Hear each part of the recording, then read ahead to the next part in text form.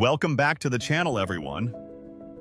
Today, we're diving into a topic that's crucial for anyone thinking about retirement planning: traditional IRAs versus Roth IRAs. Both options have their merits and drawbacks, and understanding these can significantly impact your financial future. So let's break this down in a way that will help you reflect and analyze which might be the better fit for your unique situation. First, let's talk about liquidity.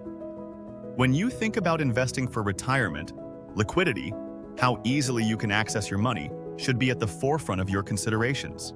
With a traditional IRA, you're generally looking at tax-deferred growth, which means your contributions are made pre-tax. This sounds enticing because it lowers your taxable income now, but remember that accessing those funds before age 59 and a half usually results in penalties and taxes on the amount you withdraw. On the flip side, Roth IRAs provide more flexibility when it comes to withdrawals.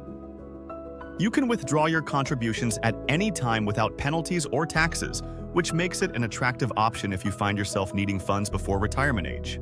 However, while the growth on those contributions is tax-free in retirement, accessing the earnings from those contributions can incur penalties if taken out early. It's a double-edged sword. Both offer different types of liquidity that serve various financial strategies. Next up is accessibility. How easy is it to set up and contribute to each type of account? Traditional IRAs are widely available and typically have lower contribution limits compared to Roth IRAs regarding income levels. For 2023, you can contribute up to $6,500 annually if you're under 50 years old. However, there are income limits for Roth contributions that could restrict high earners from utilizing this option. A traditional IRA might seem more accessible for someone who has a variable income or fluctuating employment status because everyone can contribute regardless of their tax bracket. Now let's shift our focus to profitability. When we talk about profitability in the context of IRAs, we're really considering how much you stand to gain over time through investments. With a traditional IRA, the deferred taxes allow your investments to grow more quickly in the early years since you're not paying taxes on those gains until withdrawal. Conversely, with a Roth IRA, while you pay taxes upfront on contributions, your earnings grow tax-free forever. This means that depending on your expected tax rate at withdrawal time compared to now, one option might be more profitable than the other. Risk also plays a pivotal role in this comparison. With both accounts, you're typically investing in similar assets like stocks and bonds. The primary risk comes down to market volatility and your personal risk tolerance. If you anticipate being in a higher tax bracket during retirement, meaning you'd end up paying more tax on withdrawals from a traditional IRA, you may find that a Roth IRA mitigates that risk by locking in your current tax rate now. However, if you expect your income needs during retirement to be lower than they are now, perhaps a traditional IRA would allow for larger withdrawals at lower tax rates later.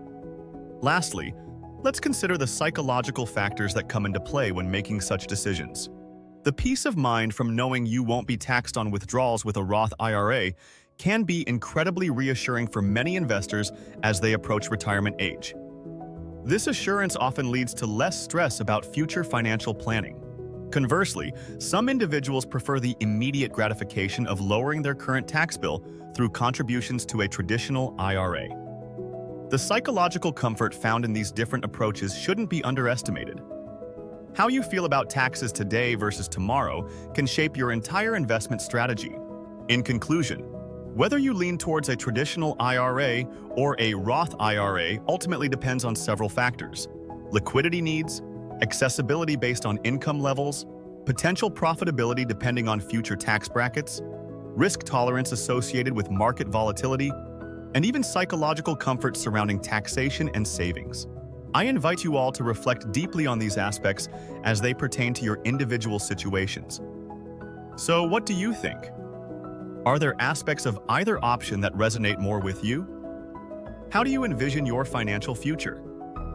I'd love for you to share your thoughts in the comments below. Let's get the conversation going. Don't forget to like this video if you found it helpful and subscribe for more insights into making informed financial decisions. Thank you for watching.